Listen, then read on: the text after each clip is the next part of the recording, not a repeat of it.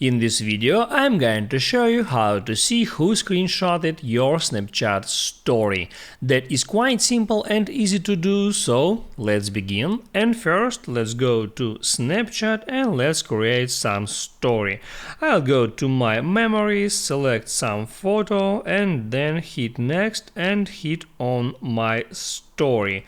Now there, hit on next again and I just added that picture to my story. I can go back here and now there I got my story instead of my profile picture. I can hit on that, hit on my story now.